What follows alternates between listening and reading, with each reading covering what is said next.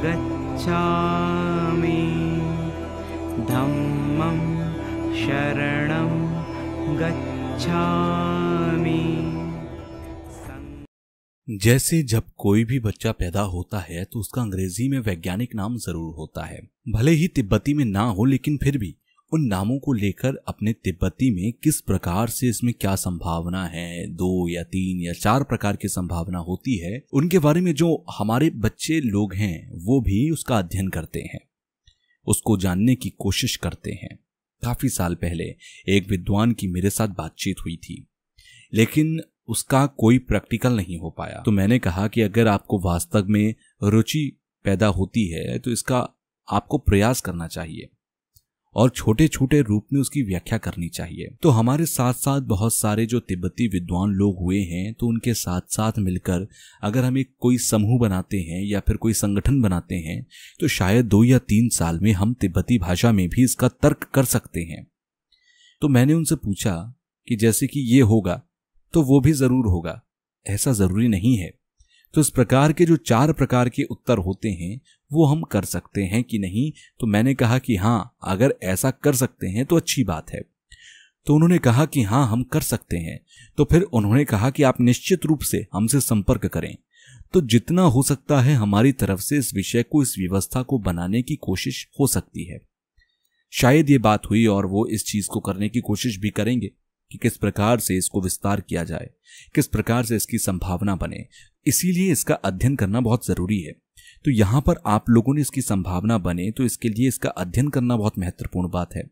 तो यहां पर आप लोगों ने जो डिबेट की है और यहां पर जो शिक्षक लोग हैं उन सभी का मैं अनुमोदन करता हूं, मैं उन्हें आशीर्वाद देता हूं। जिस प्रकार से यहां पहले बौद्ध धर्म का परिचय देने की बात है, जैसे कि आप लोग जिन ग्रंथों को पढ़ रहे हैं, इसमें जो हमारे मनोविज्ञान के क्रम है, जिन ग्रंथ की रचना की गई है उसको पढ़ना चाहिए। मनोविज्ञान की जो व्यवस्थाएं हैं और उसके बाद जो हमारी न्याय बिंदु हैं उसको पढ़ने की कोशिश करनी चाहिए। तो एक महापुरुष ने पूर्व में भी शाक्य पंडित की उसकी रचना की थी। ये जो ग्रंथ है ये काफी अच्छा ग्रंथ है, महान ग्रंथ है। तो प्रमाण के बारे में इससे काफी गंभीरता से देखा जा सकता है। और जो पढ़ाने वाले हैं उनको एक ही ग्रंथ नहीं पढ़ाना चाहिए, उनको कई ग्रंथ पढ़ाने की कोशिश करनी चाहिए। तो रिक्तिक्तर है उसमें शायद इसकी व्याख्या नहीं की गई। उसमें 7 प्रकार की जो मनोविज्ञान है तो वो किस प्रकार से हैं, उनकी विशेषता क्या है, इनके बारे में जानना चाहिए। अमेरिका के एक वैज्ञानिक हैं, विद्वान हैं, वो काफी बुजुर्ग हैं। तो वो मनुष्य के चेहरे को देखकर जो 14 या 15 प्रकार के बिंदु बनाए गए हैं तो उसके जो मनोविज्ञान के साथ साथ उन्होंने कई संवाद किए। अवधर्म को उसमें कहा गया, जो चैतसिक 51 प्रकार के होते हैं। तो वैज्ञानिक कहते हैं मनुष्य के चेहरे की अभिव्यक्ति देखकर ही उसमें जो मनोविज्ञान है वो 14-15 प्रकार की जो उन्होंने व्याख्या की है। तो इसीलिए अगर एक ग्रंथ को अगर पढ़ते रहें तो इसमें ये शब्द आता है कि हाँ ऐसा कहा गया। मैं इस शब्द को ज्यादा पसंद नहीं करता हूं। मैंने उनसे कहा कि कोई भी जो कोट है वो करने की आवश्यकता नहीं है। अगर हम ऐसा कहते रहें कि ऐसा कहा गया है और फिर कहें कि नहीं आवश्यकता नहीं है, अगर उस समय ऐसा कहें तो इन बातों की आवश्यकता नहीं है। जैसे कि उदाहरण के तौर पर प्राचीन समय में भारतीय बौद्ध लोग हिंदुओं के साथ शायद तर्क कर सकते थे, तो उस समय जो कोट करने की आवश्यकता नहीं होती थी, क्योंकि अगर वो किसी को कोट करेंगे तो दूसरा पक्ष उसको कोट करने के लिए मानता भी नहीं था। तो पिछले साल मेरी उनके साथ बातचीत हुई, उन्होंने भी इसकी व्याख्या की। हालांकि ये दोनों संप्रदायों के समान रूप से देखने को मिलते हैं। तो भगवान बुद्ध ने भी 4 आर्य सत्य का उपदेश देते समय भी 16 प्रकार के आकारों की व्याख्या की। तो मैंने उनसे पूछा कि जैसे हम 16 प्रकार के आकारों को मानते आ रहे हैं तो क्या आप लोग भी प्रमुख रूप से वचनों को देखकर मानते हैं या फिर जो बुद्धि है उसे देखकर मानते हैं? तो उन्होंने कहा कि हम लोग ज्यादातर वचन पर निर्भर होकर मानते हैं, ना कि प्रज्ञा के अनुसार। जैसे प्रज्ञा पारमिता है, उसमें ऐसा नहीं कहा जाता कि उसमें अपनी प्रज्ञा के द्वारा ही उनको किया जा सकता है।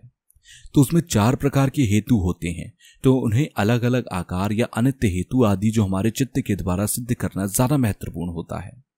ट्यूजिंग के द्वारा जो मनोविज्ञान है उसको पढ़ना चाहिए और दूसरे विद्वानों के द्वारा भी जो मनोविज्ञान है उनको हमें गंभीरता से लेना चाहिए, सीखना चाहिए। अगर आपको पढ़ाया जाता है और आप अच्छी तरह से पढ़ते भी हैं तो शायद उसका जो अर्थ है उसको गंभीरता से समझा जा सकता है।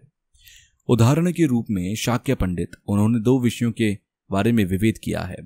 तो ये जो उनके विभेद नहीं किया उन्होंने, उसकी वजह क्या है? तो 7 प्रकार के जो मनोविज्ञान हैं वो क्या कहते हैं। तो आप लोग जो ग्रंथ पढ़ते हैं, जो ध्यान देते हैं, उसको भी जानना चाहिए। और जैसा कहा गया वैसा ज़्यादा कोट ना करके अपनी बुद्धि के द्वारा करना चाहिए। अगर बहुत ज़्यादा कठिन हो जाए तो उसको समझ में ना आए तो अलग बात है, किसी को कोट किया जा सकता है, जैसे कि सूक्ष्म या गौड़ रूप से होते हैं, जैसे कि बौद्ध सत्व की प्राप्ति हो या बुद्धत्व की प्राप्ति हो। तो ये सारा का सारा जो आधार है वो हमारी शून्यता ही होती है। अगर इन चीज़ों के हम अर्थ को नहीं जानेंगे तो फिर उसके जो गौड़ हैं वो हमारे जो वचन होते हैं उन पर आधारित होने की आवश्यकता होती है। तो ज़्यादातर अपने वचन पर निर्भर होकर ही विश्वास किया जाता है।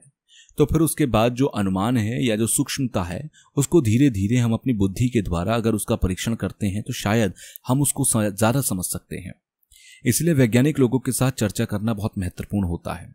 अगर हम अपने अंदर घमंड रखते हैं तो ऐसा मानते हैं कि वो तो कर्म फलों को नहीं मानते, वे पुनर्जन्म को नहीं मानते, उनसे हमारा कोई मतलब नहीं है, तो ऐसा नहीं सोचना चाहिए। कभी कभी ऐसा हो सकता है कि जैसा हम कह रहे हैं वैसा वो माने, विरोध भी हो सकता है कि वो ना भी माने, लेकिन उसको ना माने ऐसा नहीं है, क्योंकि भगवान बुद्ध के समय से ही आत्मा को ना मानने वाले, धर्म निर्यात्मों को ना मानने वाले लोग थे। आत्मा को मानने वाले जो लोग थे उस समय भी ऐसे लोग होते थे और अभी भी ऐसा है। ऐसा संभव है। तो वैज्ञानिकों के साथ जो हमारा संबंध है वो लगभग 30 वर्षों से ज़्यादा का हो चुका है। वो मेरी जान पहचान के हैं, वो अमेरिकन हैं, लेकिन तिब्बती धर्म में वो काफ़ी श्रद्धा रखते हैं, रुचि रखते हैं। उनसे मैंने बोला और कहा कि वैज्ञानिक लोगों के साथ मेरा विचार करने का मन है। तो उन्होंने कहा कि इसके साथ साथ धर्म में काफ़ी सावधानी बरतनी चाहिए। उन्होंने कहा कि जो विज्ञान है वो धर्म को नष्ट करने वाला है, ऐसा उन्होंने कहा। तो मैंने ध्यान किया कि भगवान बुद्ध ने कहा है कि हे भिक्षुओं, मेरे वचनों की जांच पड़ताल करो। तो जब उन्होंने ऐसा कहा तो ऐसी बात नहीं है कि केवल वचन के मानने भर के लिए हो। तो फिर मैंने कहा कि नहीं, ऐसी बात नहीं है। वैज्ञानिक लोगों के साथ में संबंध रखना चाहिए और उसके साथ साथ जो हमारे मठ हैं, जो 3 महाविद्यालय हैं, वहां पर भी इनकी व्याख्या की गई है और उसके साथ साथ जो गेलू परंपरा की जो परीक्षा होती है उसमें भी इस विषय को रखा। तो नालंदा के विद्वानों के जो ग्रंथ हैं उसके बारे में जांच पड़ताल करनी चाहिए। उसके साथ साथ जेरिंगपुच्छी ग्रंथ है, उसमें जो कहा गया, उन्होंने जो कहा, वो जो सिद्धांत है उसके विपरीत अगर कोई बात मानता है तो शायद वो विद्वान नहीं होगा, ऐसा उन्होंने कहा। तो शायद जो विद्वान नहीं होगा उसको हम महापुरुष नहीं कह सकते हैं। जैसे कि ये दुनिया गोल है, इसमें 4 द्वीप हैं और बीच में सुमेरु पर्वत है और सूर्य का प्रकाश जो आकार है वो लगभग समान है, शायद उनका 50 योजन के आसपास। तो ये जो चीजें मानने से जो प्रत्यक्ष ज्ञान है उसको नुकसान पहुंचता है अगर उन बातों को मानते हैं तो। इसलिए भगवान बुद्ध के एक तो बौद्ध अनुयायी हों, दूसरी बात कि नालंदा के विद्वानों को भी हम मानते हैं। अगर वास्तव में हम विज्ञान को नुकसान पहुंचाते हैं तो उसको शायद ठीक नहीं बनता। तो ऐसे में हमें मानना चाहिए कि जो सुमेरु पर्वत है मैं उसको नहीं मानता।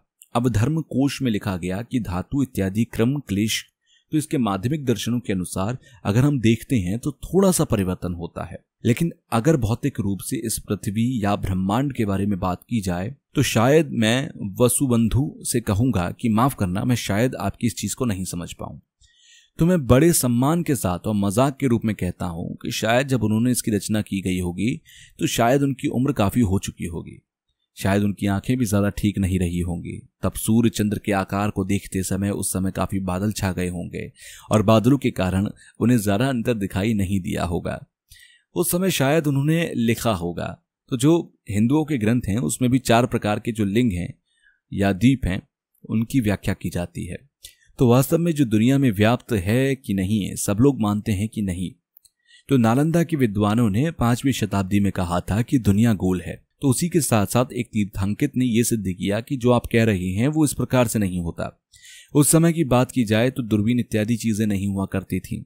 तो उस समय जब उन्होंने ये बातें सिद्ध की तो शायद ये बात बहुत बड़ी थी। तो ये जो प्रत्यक्ष चीजें हैं, तो मैं सुमेरु पर्वत इत्यादि को नहीं मानता हूं, लेकिन काल चक्र के समय की बात की जाए तो इसका जिक्र आता है। तो उसमें इसकी आवश्यकता के अनुसार उदाहरण के रूप में लिया जाता है।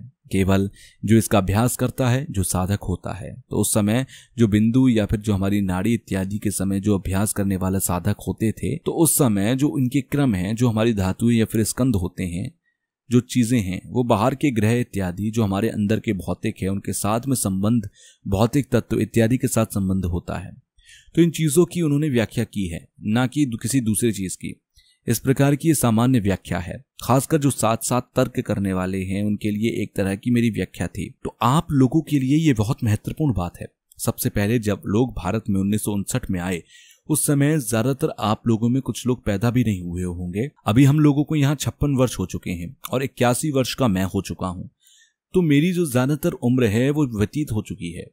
हो सकता है कि 15 या 20 वर्ष बाद मैं 100 का हो जाऊं। तो आप लोगों को भी जानना चाहिए कि तिब्बत का बौद्ध धर्म या संस्कृति है, तो आप लोग जो उसे धारण करने वाले हैं तो उसका उत्तरदायित्व तो आपके हाथ में है। इसलिए आपकी जो विरासत है वो आपके हाथ में है। हम लोगों का भारत में आने का कारण यही था कि जो हम करना चाहते हैं हमें उसकी स्वतंत्रता मिले, और अगर हम स्वतंत्र होकर अपना अभ्यास करें तो इस वजह से हम लोग यहाँ शरणार्थी के रूप में आए। आप लोग ये स्वतंत्र देश में हैं, तो यहाँ चाहे अध्ययन करने की बात हो, परीक्षण करने की बात हो, इन चीजों को आप लोग स्वतंत्र तरीके से कर सकते हैं। यहाँ तक तिब्बती पीढ़ी की बात की जाए तो वो पीढ़ी दर पीढ़ी चले आ रही है। तो आप लोगों की जो पीढ़ी है वो काफी महत्वपूर्ण है। तो आप लोगों की जो सोच है वो काफी विशाल होनी चाहिए और लंबी सोच रखनी चाहिए, क्योंकि हमारी जो पीढ़ी है वो लगभग समाप्ति की ओर है। बाद में आप लोग याद रखेंगे कि जब लोग जवान थे तब परम पावन जी ने ऐसा कहा था। तो आप लोग याद रख सकते हैं, जब आप लोग खुद बुजुर्ग हो जाएंगे तब अपनी आने वाली पीढ़ी को भी बताना कि तिब्बत की विरासत को बनाए रखना हमारा अधिकार है। मैंने कहा था कि जो मनोविज्ञान है अगर वो आपके हाथ में हो जाए तो ये ज्यादा अच्छी बात है। 10 या 50 वर्ष की आयु में मैंने लिरिंगपुच्छी जी की जो लोरी थी उसको मैंने याद किया था। इससे लाभ मिलता है, इसमें जो विशेषताएं, परिभाषाएं और अंतर क्या है उसको बताया गया। तो अगर इसको हम संक्षेप में, इसकी रचना यहाँ की गई है, सार के रूप में इसकी रचना की गई है। अगर आप वास्तव में ध्यान देना चाहते हैं तो आपको इस ग्रंथ को याद कर लेना चाहिए, और इसमें जो हमारा मन है या चित्त है उसकी किस प्रकार से व्याख्या की जाती है, तो उसमें शायद आपको फायदा होगा। ऐसा नहीं है कि इसकी बहुत ज़्यादा व्याख्या करने की आवश्यकता है। ये किताब मैंने आप लोगों को प्राप्त हो जाए इसलिए मैंने आपको दी है। तो आज का जो विषय है, जैसा कि 80 वर्ष का मैं व्यक्ति हो चुका हूँ, 20 या 25 वर्ष में मेरा देश छूटा, 16 वर्ष की आयु में जब मैं था तब मैं तिब्बत में रहा तब तक, और देश की आज़ादी छूटी। तो इस प्रकार से हमारा जीवन बीता है।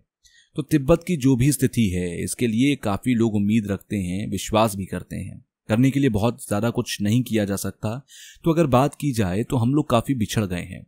बिना हेतु के पूरा हुआ बिना किसी फल की प्राप्ति नहीं हो सकती। जैसे दुख की बात की जाए तो ये उसे पूछने की जरूरत नहीं हो सकती, उसके लिए जो हेतु है उसे याद करने से नहीं हो सकता।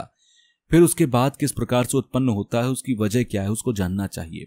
जो क्लेश है, जो वास्तविक चित्त है या मिथ्या चित्त है, उसको जानना चाहिए, और फिर उसे किस प्रकार से नष्ट किया जा सकता है उसको जानना चाहिए। वास्तविक चित्त है कि नहीं, इसको जानने के लिए जो हमारी शून्यता है, निरोध है, उसको समझना चाहिए। बिना हेतु के परिपक्व हुए किसी फल की उत्पत्ति नहीं हो सकती।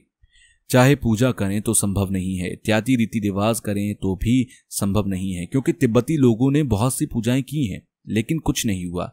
केवल मंत्र का पाठ, पूजा इत्यादि करते रहे तो कुछ नहीं हो पाया। तो इसलिए ज्ञान संवार और पुण्य संवार को करना बहुत महत्वपूर्ण है।